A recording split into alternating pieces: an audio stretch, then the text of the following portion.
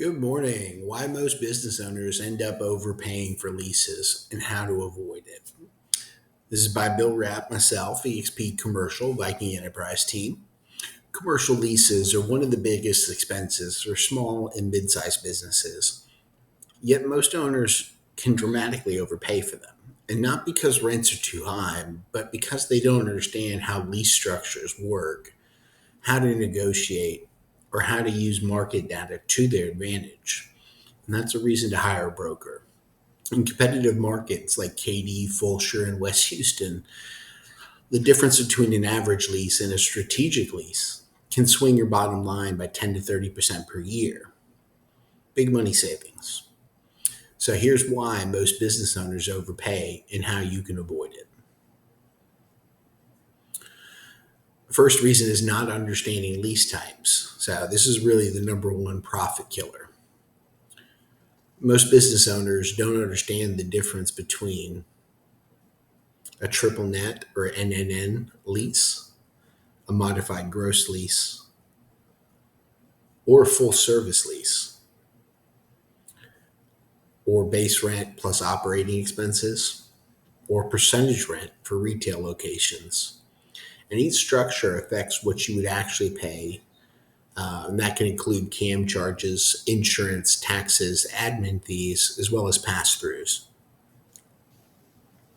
And many overpay not because they negotiate rent only and not your total occupancy cost. So here's my pro tip. Always request a 3 to 5 year history of actual CAM reconciliations and not just landlord estimates. 2, accepting the first rate that the landlord offers. Landlords start high, as most people do in a negotiation, and that's the game.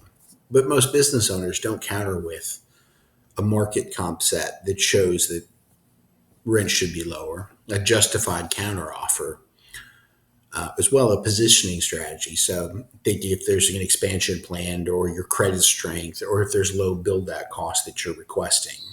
We got to sell your strengths. So in Katy and Fulshear, average asking rents can swing $6 to $10 per square foot simply based on the visibility of the location, the traffic counts, the condition of the building, and as well as submarket demand. Now, if you're close in proximity to Grand Parkway or I-10, that's also going to have a big effect. So if you don't have comps, you're really negotiating blind. It's a good reason to hire a broker. Number 3 is overpaying for tenant improvements, TI, or out-of-pocket expenses.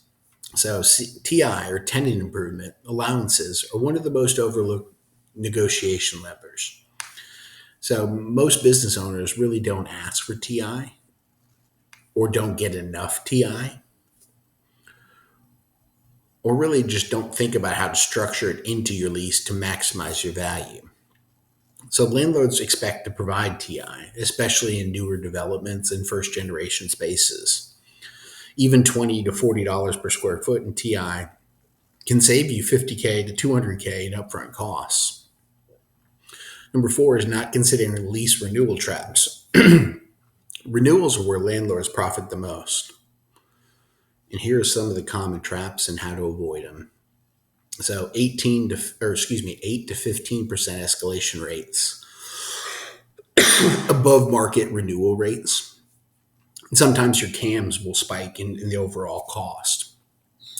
And sometimes there's automatic annual increases without caps. And it's better to have that defined. And sometimes there's just no renewal options written into the original lease. Your renewal should always be tied to the market rates of available properties and not to exceed 3% annual increase for inflation. And number 5, you're not working with a tenant-rep broker, and that's kind of where the problems start. This is where business owners lose the most money. So a tenant-rep broker like myself, can pull comps, negotiate TI packages, and prevent CAM padding, which protects you from lease traps. And we can also look at identifying better locations and and put them in a competitive offer situation. And what that does, it really creates a bidding war between the landlords, and that works out in your favor for the best in the most cases. And that's the best part. If it costs you zero, the landlords are going to pay the commission. What's the holdback? Number 6 is how to avoid overpaying in the general blueprint. So if you follow these 5 steps in this framework, we'll get you what you need. Step 1 is know your true occupancy costs. So you have to look at your rent, your CAM, your taxes, your insurance, and any fees, plus any build-out debt that comes along with that. Step number 2 is look at securing comps before you negotiate your deal. And it's a good idea to have 3 to 7 comparable properties, so that way it's not just a one-off situation. But step 3 is negotiate your TI first, and then the rate for your lease second. And TI is the biggest profit lever. Step number 4, lock your renewal options in now. Don't wait until year 5. Step number 5, hire a tenant-rep broker like myself, especially in fast-growing markets like Katy and West Houston. So here's the bottom line for the day. Most business owners don't overpay because they want to or because they're careless. They overpay because no one ever taught them the game the landlords play. And if you want somebody who can play the game for you, that's where I come in. Especially if you want to buy instead of lease or just renegotiate your existing lease. We can move you into a new space in a new location. And it also helps to understand your leverage in West Houston and commercial submarkets in Katy, Fulshear, Brookshire, that area. I can help. That's what I'm here for. If you need anything, please feel free to reach out. There's some tenant and strategy tools available on my website, houstonrealestatebrokerage.com. You can also schedule a consultation. And that's it for the day. Have a good one.